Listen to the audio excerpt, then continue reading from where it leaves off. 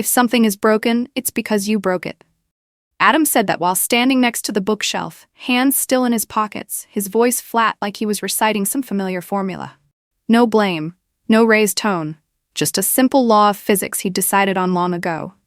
I looked at him. No reaction, no question. He added another line, light as brushing dust off a shirt. Even your reactions are your fault. I stayed still, cold. The only feeling running through me at that moment wasn't pain. It was the kind of familiarity that turns dull. Like hearing a song that's been played too many times until it has no emotion left. To understand this moment, I have to go back a few weeks. At that time, my marriage didn't feel like a battlefield. It felt more like a sealed room where I had to guess which crack I stepped on that made the walls shake. I'm Noelle, the kind of person who listens more than talks, who observes more than argues. I don't like conflict unless it's necessary, and that silence ended up becoming the very thing Adam used as proof that I was avoiding responsibility. Adam, my husband, was different. He was smart, polished, and his voice was always even and smooth. He didn't yell. He never lost his temper in any way other people could see. He used words instead of volume. A single sentence from him could sound comforting, but it always curved back to the idea that I was the source of everything that felt off. "I'm not angry," he once said. "I'm just telling the truth. You escalate things and then blame the circumstances." I remember that moment. We were only talking about our weekend schedule. Adam flipped the whole conversation around and retold it as if I'd created a huge problem out of thin air. When I reminded him he'd said something different before, he smiled. "Noelle, your memory is acting up again." Little lines like that, cold, soft, but intentional, made me start to see a pattern. But noticing something isn't the same as proving it. Everything happened in private, just between the two of us. No one else witnessed it. No one heard the strange low notes in his voice. No one saw the way he shifted his stance by rearranging pieces of the story until they favored him. I only knew that whenever something went wrong, Adam always found a way to pin it on me. The way he did it was subtle. If I felt sad, "You're too sensitive."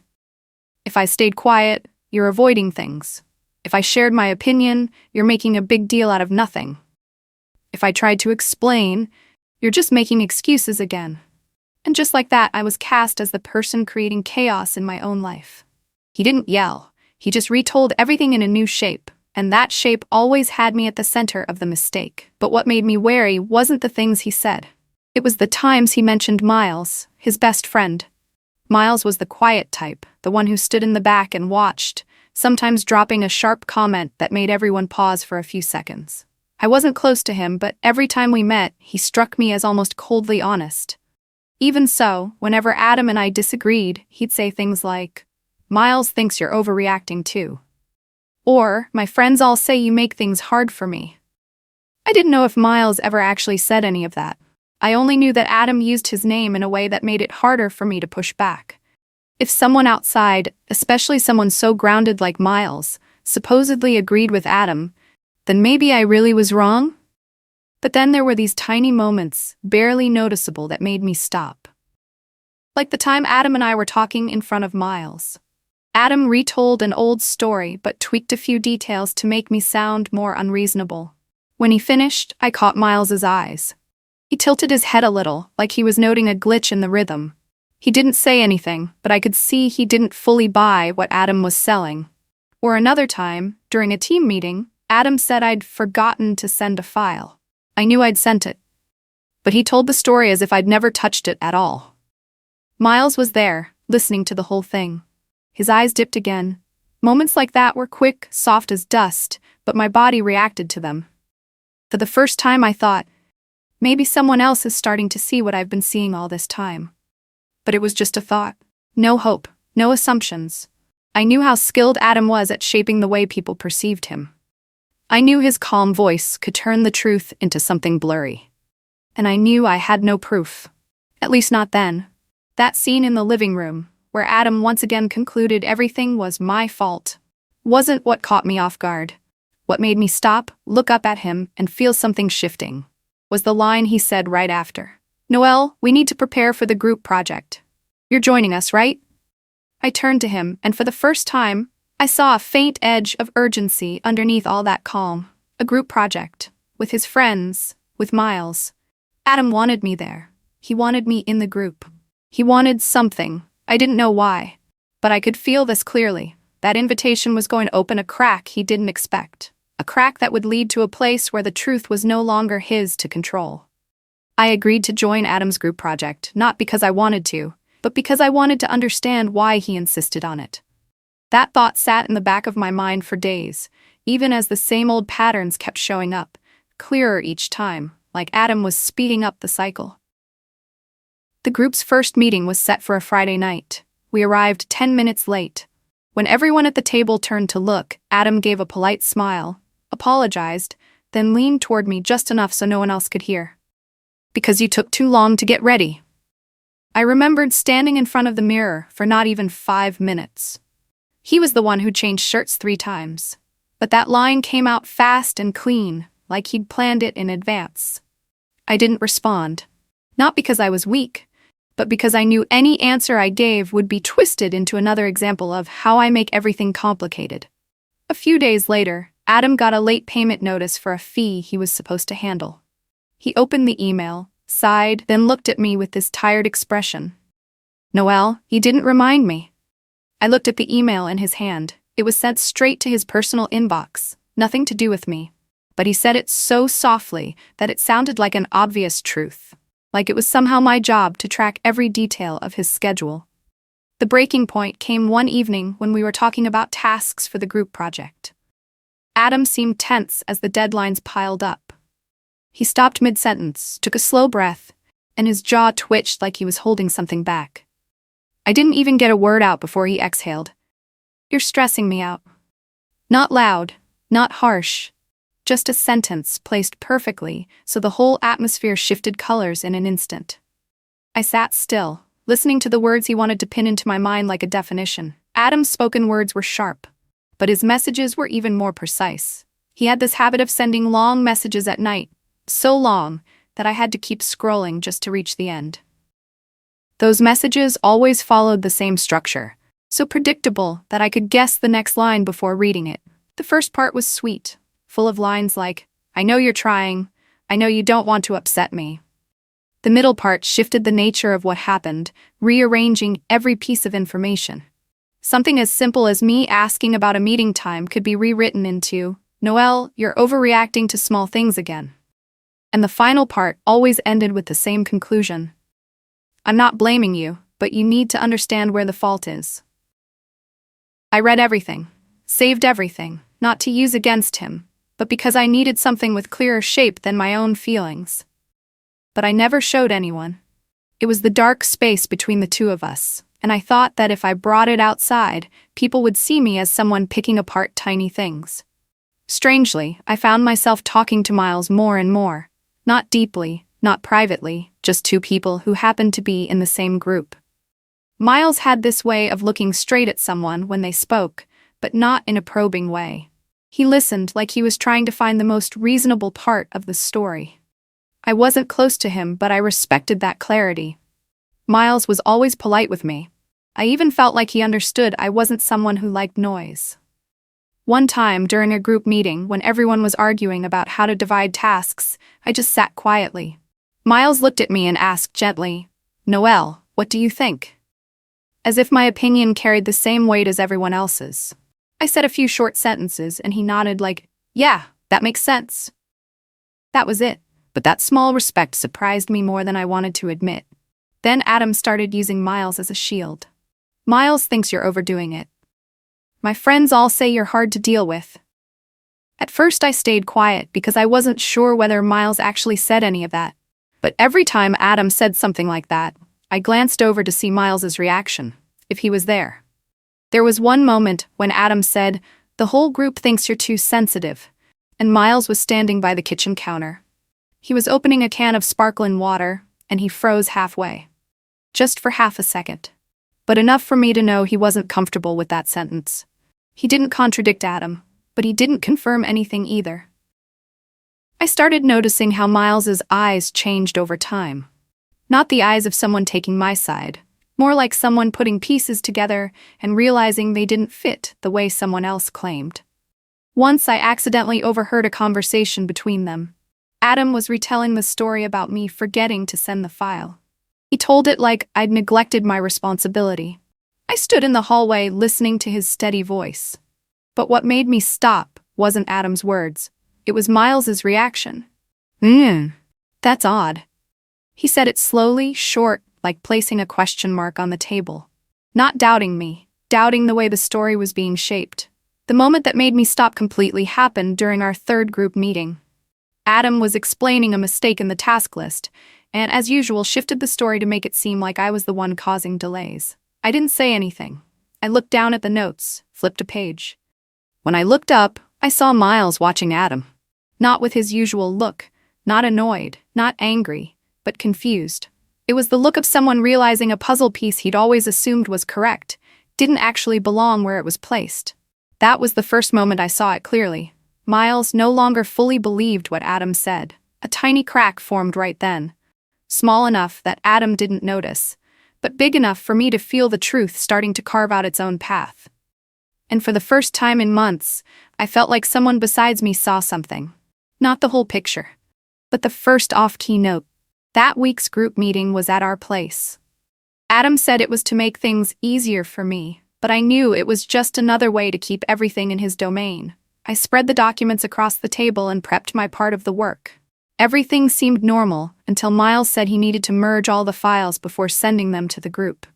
"My phone's about to die," he said, steady as always. "Noelle, can I borrow yours to send the final version?" I nodded, unlocked my phone, and handed it to him. I wasn't worried. My phone had nothing sensitive in it except Adam's long messages, the ones only I had ever read, the ones only I had absorbed. Miles stood near the window for a better signal. He pulled the files together and waited for them to load. Then my screen lit up with a familiar notification sound. A new message from Adam. I saw from across the room that Miles's hand stopped moving. He didn't tap anything. He just stared at the screen. A thin, paper-like silence stretched between us. I walked over to see what had made him freeze like that. The message sat there in plain view. "If you reacted better, I wouldn't have raised my voice. This is still on you." I felt nothing reading it, because it had become a rhythm in my life. But Miles wasn't used to it. He straightened up, not speaking right away. He looked at the screen, then at me, then back at the screen, like he was trying to fit two versions of Adam. The one he knew and the one writing these lines, into a single person. It wasn't the words that stunned him. It was the way they were written, steady, firm, confident, like a verdict that didn't need evidence. He held my phone, but didn't hand it back yet. "Are you okay if I scroll up?" he asked, his voice quieter than usual. "Something feels off." For the first time, someone wanted to look into the thing I'd been reading alone for months.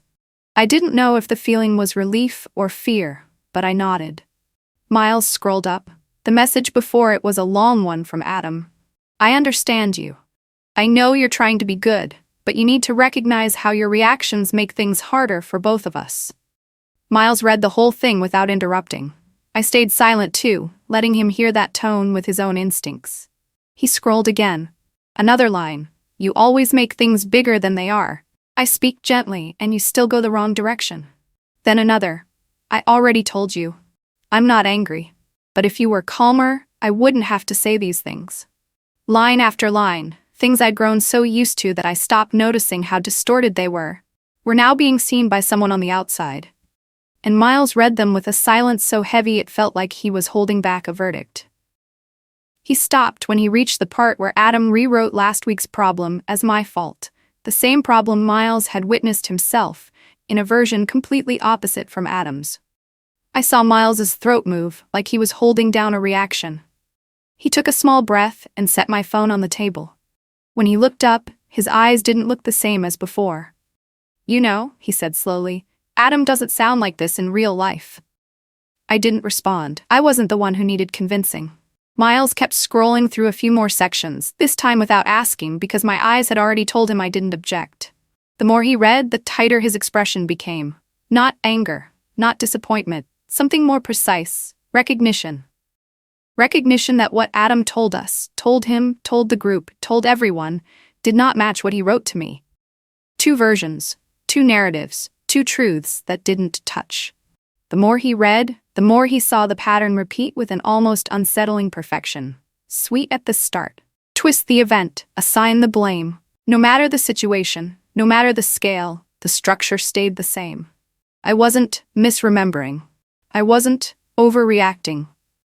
Adam had built an entire linguistic system designed to keep me positioned as the one at fault. Miles stared at the phone like it was evidence of something he wasn't ready to confront, but also couldn't deny. He tells everyone you make things bigger than they are, Miles said quietly, almost as if he was talking to himself. But in these messages, he's the one controlling the entire story. I didn't answer. I just let him see for himself. He scrolled through a few more screens as if he needed to be certain this wasn't a coincidence. But every swipe revealed another version of the same old structure, a loop crafted with precision. Finally, he stopped. He locked the screen and set the phone on the table, gently, like he was afraid of breaking something fragile. Then he looked at me, not with pity, not with guilt, but with respect for what I'd carried alone while no one else noticed. No one but him, and I knew that Adam had been using language like a blade, and each message was a small cut, sharp enough to make me bleed, but never enough for anyone else to see. Until now. Miles didn't say any conclusion out loud. He didn't have to. Even his breathing had gotten heavier, and I knew in that moment he finally understood everything. I wasn't overreacting. I wasn't imagining things. I wasn't hard to deal with. But Adam had been manipulating me with his words for years, in a way no one could recognize unless they saw it themselves. I didn't know what Miles was thinking after that, but I saw one thing clearly in his eyes. He would never listen to Adam the same way again. A long silence passed before Miles finally spoke, calm but quieter than usual. "Noelle, can I save a few screenshots? Only if you're okay with it. I think we might need them someday." I looked at him, a man who wasn't taking my side, but taking the side of the truth. I nodded. Miles captured a few sections, not the harshest ones, but the ones with the clearest structure. He saved them on his phone, careful, like he was holding evidence for a case he wasn't ready to name yet. Not to confront Adam, not to protect me from him in this exact moment, but because he knew the time would come when the truth would speak for itself, and when it did, no one, not even Adam, would be able to deny it. The get-together that night was on a Saturday. Nothing big, just Adam's close friends coming over for dinner, checking in on the project, and chatting about random things. I sat at the edge of the couch, listening more than talking. Adam was at the center of the table, holding a glass, his voice steady and confident like he was keeping the room in rhythm. I knew this kind of evening. He always used group settings to tell a lighter version of our conflicts, the kind where I was the one causing trouble, and he was the calm one putting up with it. And just as I expected, it didn't take him 5 minutes to start the familiar pattern. "Last week we almost missed a deadline," Adam began, his tone not accusatory at all, almost like he was sharing something casual. And like always, Noelle messed everything up. The table went quiet for a few seconds, waiting for whatever came next. Adam spoke clearly, evenly, like he was stating an objective fact. "She gets overly stressed," he added. "And you know, when Noelle gets stressed, everything falls on me." I heard someone's fork lightly touch a plate, then go silent. No one said anything, but the easy atmosphere shifted into something heavier. Adam kept going as if that silence were agreement. There was even a day when over something tiny she reacted, pretty irrationally. He turned to Miles, his tone smooth and natural. "You know, you've seen it." I looked at Miles. He was leaning forward a little, his hands clasped, his expression no longer curious, like when he first read the messages. It was colder now, more analytical. He watched Adam longer than usual, the kind of stare that makes a person rethink what they just said. Adam didn't notice. He assumed Miles would back him up, like all the times before. The shift happened in one breath.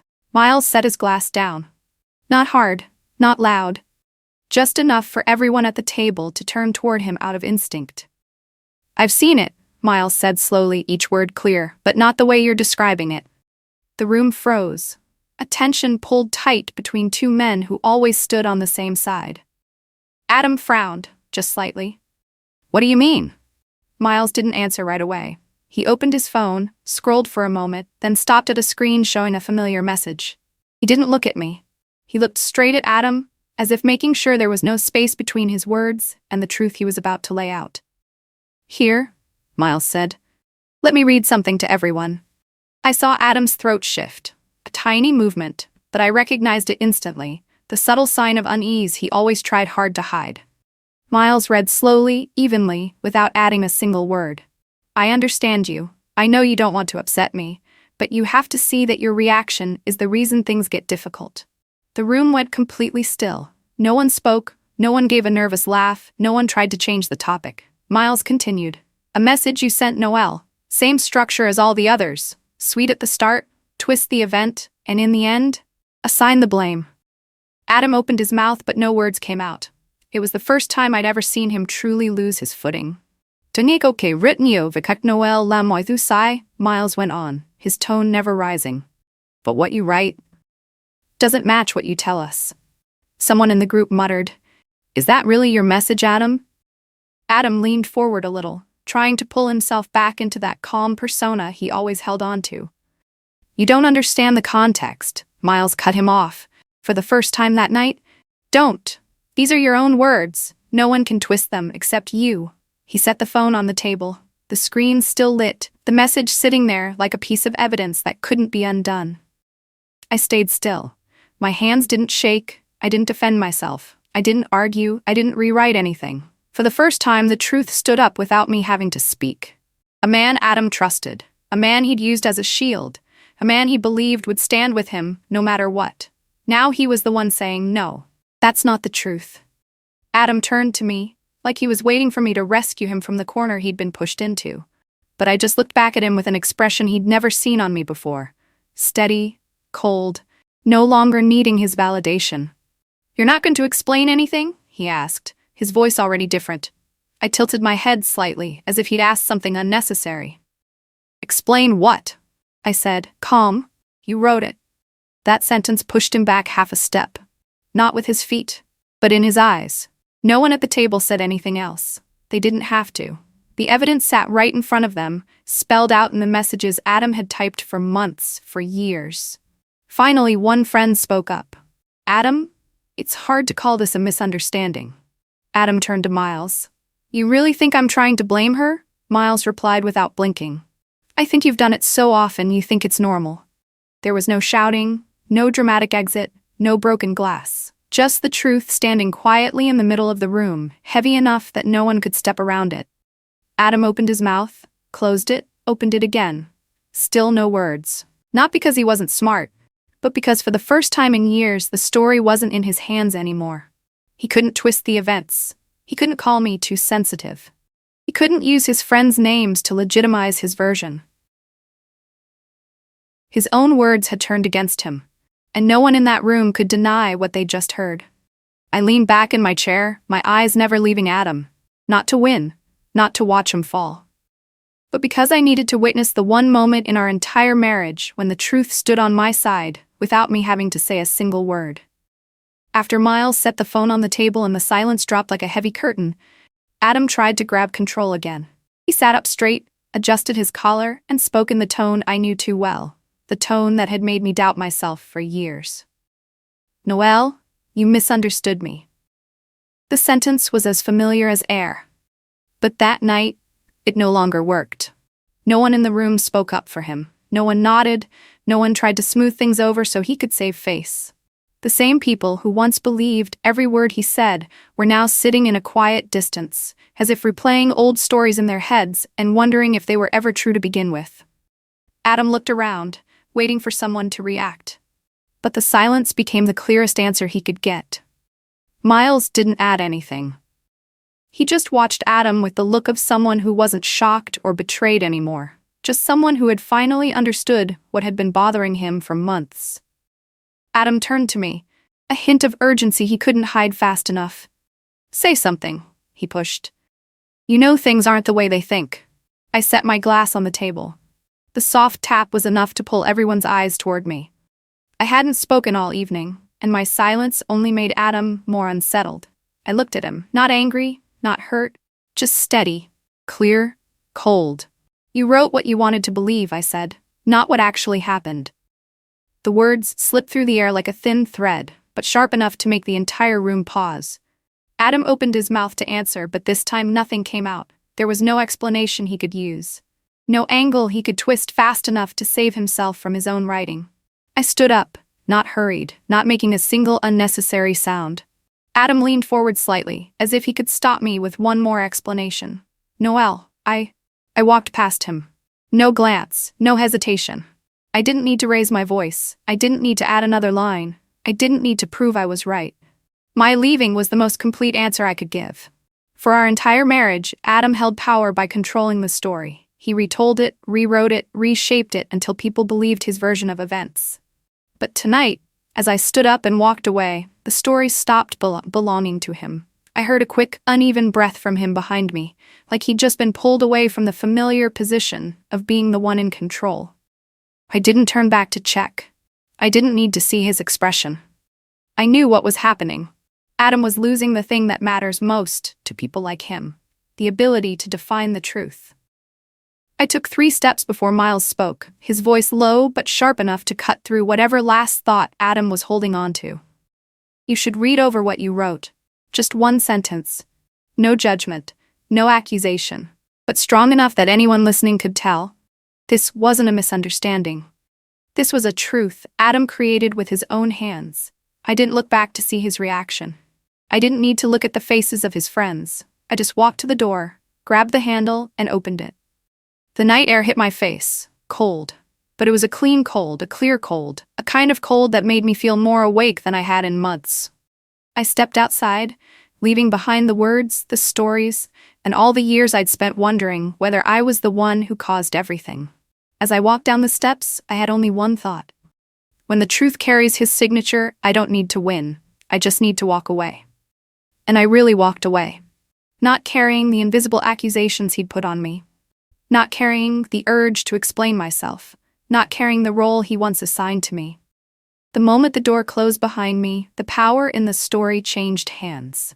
Not about revenge, not about winning or losing, but about finally no longer living inside a story written with someone else's accusations. I walked into the cold, but for the first time, I felt warm inside myself. That's the end of the story. Thank you for listening. See you next time.